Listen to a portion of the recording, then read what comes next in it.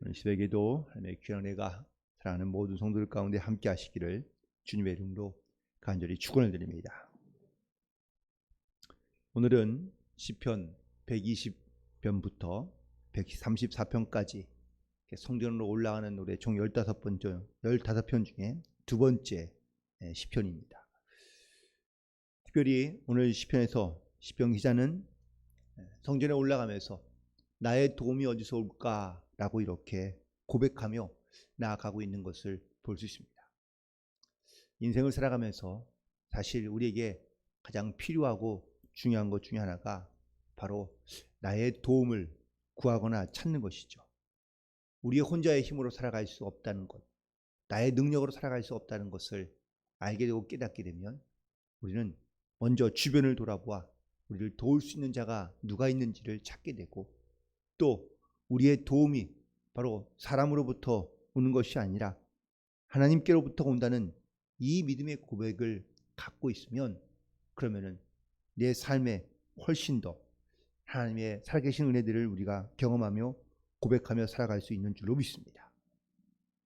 성전에 올라갈 때에 바로 이렇게 정말 주님께 도움을 구하며 하나님을 의지함으로, 또한 하나님께 간구함으로 기도함으로 나아가고 있는 바로 이 시편 기자와 또한 이스라엘 백성들의 모습을 보면서 오늘도 우리도 역시 우리가 누구에게 도움을 구하며 또한 우리의 도움이 어디서부터 오는지를 항상 바라보며 또한 주님께 간구함으로 기도함으로 나아갈 수 있는 그런 하루가 되기를 주님의 이름으로 간절히 축원을 드립니다. 특별히 오늘 본문에 있는 말씀 가운데 보니까 시편 기자뿐만 아니라 예전에 이 중동 지역의 고대의 사람들은요, 산이 바로 하나님이 계신 곳이라 생각하며 산에 올라가서 제단을 쌓았다는 것을 알 수 있습니다. 그것은 비단 이 구약 시대나 아니면 또 과거에만, 고대에만 이 중동 지역에서 그런 것이 아니고 모든 대부분의 나라들이 다 신전은 어디에 있습니까? 산에 있습니다.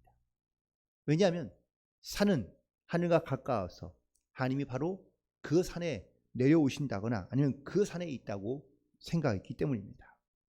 그래서 모든 산들마다 다 신전과 혹은 산당이 있다고 해도 과언이 아닙니다.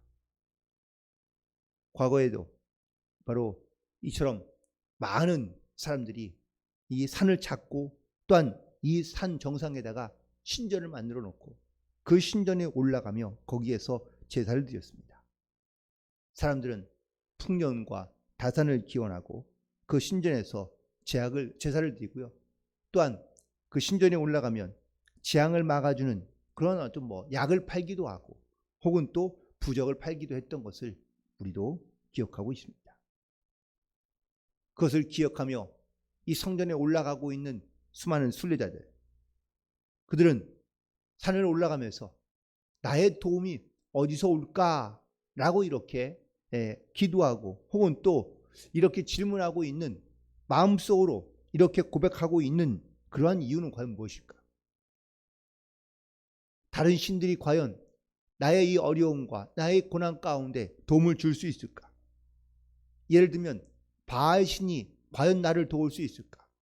아세라 신이 나를 도울 수 있을까? 아니면 다른 정령과 신들이 바로 나의 이 어려움 가운데 도움을 줄 수 있을까? 라고 물으며 올라가며 또한 기도하는 마음으로 올라가지만 다른 신들은 결코 나에게 도움이 될 수 없다는 것을 분명하게 알고, 이건 물음이 아니라 오히려 확신 가운데 나아가는 그러한 시편 기자의 고백이라고 말할 수 있습니다. 그리고 또한 이 산의 의미는 바로 영원성과 그리고 불변성을 상징하고 있는 곳이기도 합니다. 성전이 있다는 것은 그 안에 바로 영원한 그러한 하나님의 크신 그러한 의미와 혹은 역사가 있으며 또한 변치 않는 그 하나님에 대한 그러한 은혜를 사모하는 마음을 가지고 이 산에 올라가게 되는데요. 산에 올라갈 때에 도움을 구하며 찾는 이유는 바로 하나님을 의지하며 하나님께만 부르짖으며 또한 그 하나님께 기도하며 나아갈 때에 바로 우리 가운데 도우시고자 하는 하나님을 경험하는 그런 은혜를 고백하며 나아가게 되는 줄로 믿습니다. 물론 우리는 내 삶의 도움이 과연 누구에게서 그리고 어디서 올지 우리는 항상 하나님만 바라보며 하나님을 의지함으로 나아갈 수 있는 그런 저와 여러분이 되기를 간절히 축원드립니다. 또한 보니까 2절에 보면 나의 도움이 천지를 지으신 여호와에게서 온다고 고백하고 있습니다. 히브리어 성경은요, 우리나라의 문법의 구조와는 좀 다릅니다. 즉 가장 큰 주어나 목적어가 맨 뒤에 기록되고요. 그리고 처음에는 먼저 동사가 기록됩니다. 그래서 1절을 히브리어 원어대로 성경의 순서를 배치하면 이렇게 바뀝니다. 내가 눈을 듭니다. 산을 향하여 어디서 올까요? 나의 도움. 2절에도 마찬가지인데요. 2절에도 역시 나의 도움이 라고 시작하고 있습니다.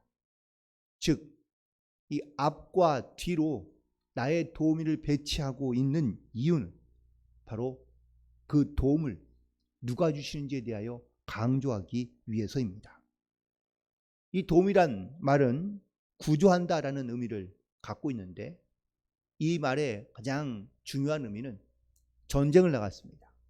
그런데 이 전쟁 가운데 어떠한 음식물을 보급해주는 그런 보급품이라든지 아니면 특별히 어떤 전쟁에 좀 누가 구원하고 혹은 구조대가 원조대가 왔을 때 그 도움의 구조를 받는 그런 의미를 가지고 있을 때 사용하는 말이기도 합니다. 즉 시편 기자가 지금 도움을 구하고 있습니다. 누구에게요? 하나님에게. 그렇다면 지금 자기의 상태는 어떤 상태입니까? 영적으로 전쟁하고 있는 상태입니다. 절실하게 누군가의 구조가 필요하고 도움이 필요합니다. 자기의 힘으로는 이길 수 없는 상태. 그래서 반드시 누군가의 도움이 필요한 그 상태에 바로 하나님께 그 도움을 구하고 있다라는 겁니다. 그 하나님은 천지를 지으신 하나님, 천지를 만드시고 다스리시는 하나님이시기 때문에 어떠한 영적인 전쟁에도 승리할 수 있다는 것을 확신하며 그래서 나의 도움은 천지를 지으신 하나님에게서 온다는 사실을 고백하고 있는 겁니다.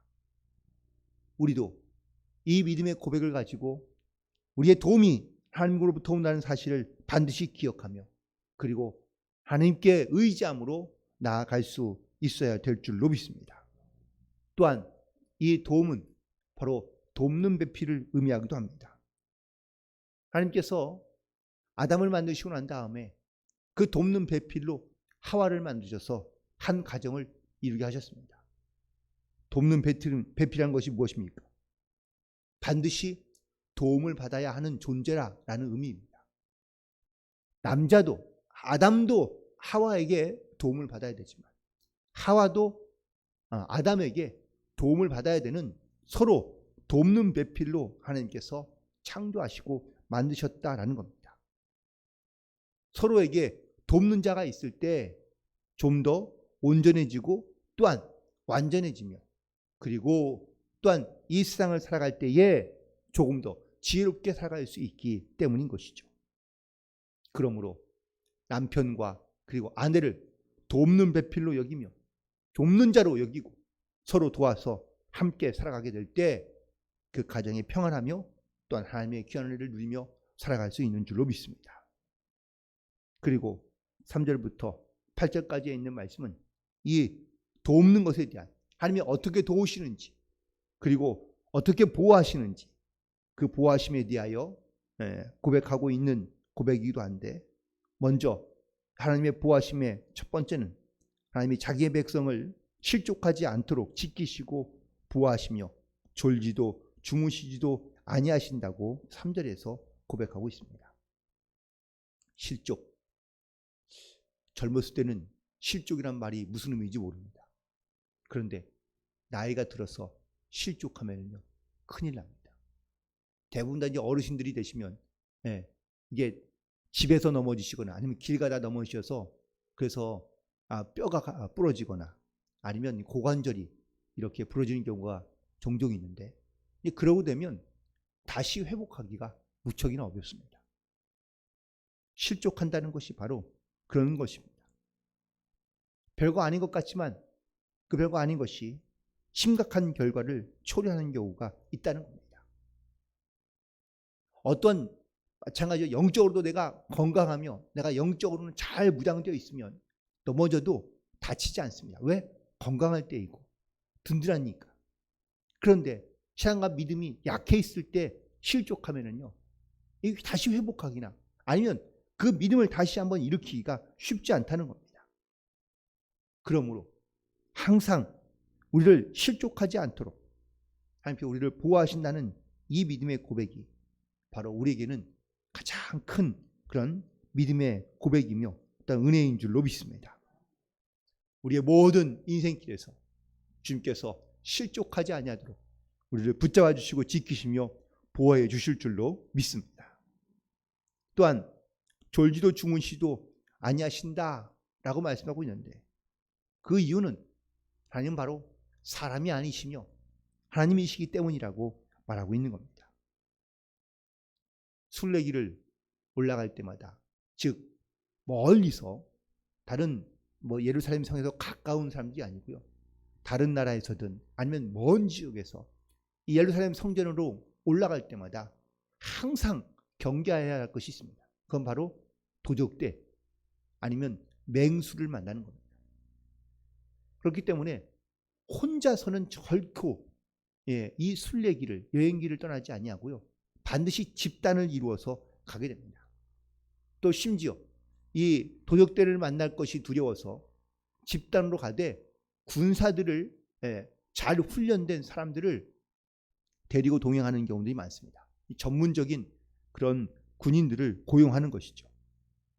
그리고 수시로 그대로 잠을 자면서 이동하지만 그때마다 혹시 누가 오는지 아니면 위험이 뭐가 있는지 그 위험을 경계하기 위해서 이렇게 파수꾼 혹은 불침범을 세우는 경우들이 많았습니다. 그런데 사람이기 때문에 실수할 수 있는 거죠. 졸 수도 있는 거고. 하지만 이스라엘을 지키시며 하나님은 바로 주무시지도 졸지도 아니하신다고 말하고 있습니다. 이것이 텐트나 아니면 장막에서 잠을 자고 있거나 편히 쉬고 있는 사람들에게 누군가가 지키고 있다 아니면 졸지 않고 또 그 모든 것들을 바라보고 있다라는 것이 얼마나 큰 마음의 평안과 위로와 그리고 또한 용기가 되는지 모릅니다. 그리고 하나님은 분명히 다른 존재와 다르다는 것을 말씀하고 있습니다. 예를 들어 열왕기상 18장에 보면 엘리야가 이 바알 신들의 선지자들과 대적하고 싸우는 장면이 등장합니다. 비가 3년 반 동안 오지 않았습니다. 그래서 서로의 신들을 불러서 누가 이 제단 가운데 불을 내리고 또한 비가 오게 하는지를 대적한 것이죠. 그런데 먼저 바알을 섬기는 선지자들이 먼저 자기 신을 부르기 시작합니다. 그런데 아무리 시끄럽게 하고 혹은 또 신을 불러도 내려오지 않습니다. 대답이 없습니다. 그러자 엘리야가 그들을 조롱하며 이렇게 말합니다. 더 큰 소리로 불러봐라. 혹시 너의 신이 어딜 밖에 나갔는지 아니면 주무시고 있는지 자고 있는지 모르니 더 크게 불러봐라 라고 얘기하자 이 바알 선지자들이 더 큰 소리로 부르짖으며 그리고 자기의 몸에다가 칼로 긁어서 피를 흘리게 하면서 신을 불러보았지만 신은 결코 응답하지 않은 것을 볼 수 있습니다. 즉, 이 과거에 그 신을 섬기던 이방 신들은요 가끔 신이 졸기도 한다고 합니다. 그러니 조는 신을 깨워야 되니까 그래서 시끄럽게 하는 겁니다. 좋은 표현은 아닐 수도 있겠지만 무당도 마찬가지 아닐까요? 시끄러우니 시끄럽게 깨워서 그래서 신을 불러야 한다는 이 안타까운 그런 모습들이 바로 이방 신을 섬기는 사람들의 모습이지 않을까. 이처럼 그래서 다른 신들은 졸거나 아니면 잠을 자거나 아니면 정신이 없어서 딴 데 가 있을지도 모르지만 하나님은 졸지도 아니하시고 주무시도 아니하시고 항상 깨어서 우리 가운데 함께 하신다는 것을 선포하며 고백하고 있는 겁니다. 우리 하나님은 이렇듯 우리의 모든 삶의 어떠한 문제라도 주무시도 졸지도 아니하시는 하나님으로 우리를 반드시 지키시고 보호하시는 것을 믿고 그리고 그 하나님의 은혜 가운데 감사함으로 나아가는 저와 여러분이 되기를 간절히 소망하며 축복합니다. 그리고 하나님의 보호하심은 오늘 본문에 있는 말씀 가운데 6절에 보니까 낮의 해가 너를 상하게 하지 아니하며 밤의 달도 너를 해치지 않는다고 말씀하고 있습니다. 이 말씀은 우리가 그래도 잘 알고 있는 말씀이기도 합니다.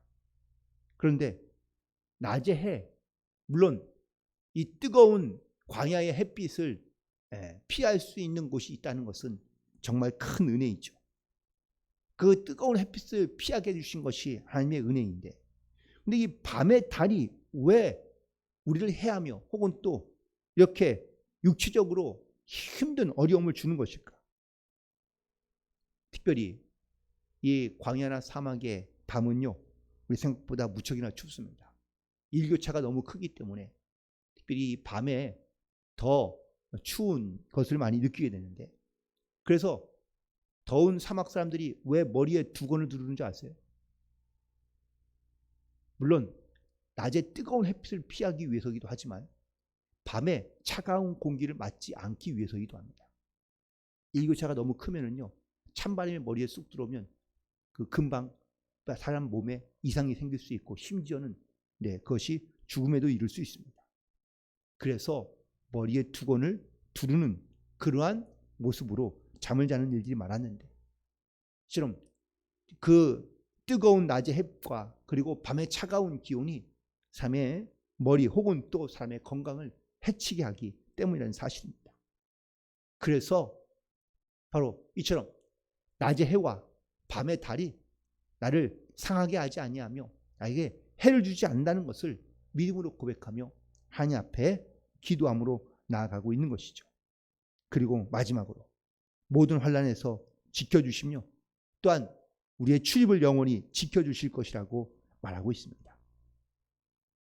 살아가면서 만약에 내가 환난을 겪지만 그 환난을 면할 수 있는 그런 기회가 있다면, 아니면 그런 어떠한 조건이 있다면 누구라도 다 자기의 인생에서 환난을 피하고 싶을 겁니다. 환난을 좋아하는 사람은 아무도 없습니다. 그런데 환난이 면제된 인생, 그런데 그 인생도 저는 너무 밋밋해서 너무 지루하지 않을까. 물론 내 삶에 이 환난이 없이 지나는 것보단 그 환난을 잘 인내하며 이겨내는 그 기쁨이 혹은 또 그 감격이 훨씬 더 크지 않을까. 그래서 시편 기자인 다윗은 우리가 잘 아는 고백처럼 여호와는 나의 목자시니 내게 부족함이 없으리라고 고백하고 있습니다. 결국 하나님이 그 환난마저도 우리 가운데 이겨내게 하시고 또한 인내하게 하시고, 그리고 그 모든 것에 하나님께서 부족함이 없도록 도우시고 함께 하신다는 이 믿음의 고백, 그 환난 가운데서 지켜주시는 그 하나님의 은혜를 사모하며 기대하는 마음을 가지고 성전에 올라가며 찬송하며 고백하고 있는 것입니다. 날마다 우리의 삶을 지키시는 그 하나님의 은혜, 또한 내 영혼을 지켜주시는 그 하나님의 은혜, 우리는 날마다 그 주님의 은혜를 사모하며 그 은혜에 감사함으로 살아갈 수 있는 그런 저와 여러분 되기를 간절히 소망합니다. 날마다 우리가 살아가면서 정말 하나님의 은혜가 필요하지 않은 순간은 아무데도 없습니다. 심지어 우리가 차를 타고 가거나 아니면 길을 걷거나 아니면 내가 무언가를 할 때마다 하나님께서 내 모든 삶의 길을 보호하시고 지켜주셔야 우리가 하루를 건강하게 보내며 또한 살아갈 수 있는 줄로 믿습니다. 우리의 삶은 이 땅의 삶으로 끝나는 것이 아니라 바로 영원의 하나님의 나라에 들어갈 때까지 우리의 삶은 반드시 이 하나님의 보호하심과 지켜주심 속에서 살아가고 있는 줄로 믿습니다. 오늘 그 믿음의 고백을 가지고 우리도 역시 그 성전에 올라가는 순례자의 모습처럼 우리의 인생을 살아가고 있는데 나의 도움이 과연 어디서 올까? 그것은 바로 전지를 지으신 하나님으로부터 온다는 사실을 반드시 기억하며 내 모든 삶의 자리에서 나를 지키시며 내 모든 환난 가운데 나를 면하게 하시고 내 영혼을 지키심으로 인도하여 주시는 그 주님의 은혜를 항상 고백하며 또한 경험하며 오늘도 그 믿음 안에 승리하는 하루가 되기를 주님의 이름으로 간절히 축원을 드립니다. 기도하시겠습니다.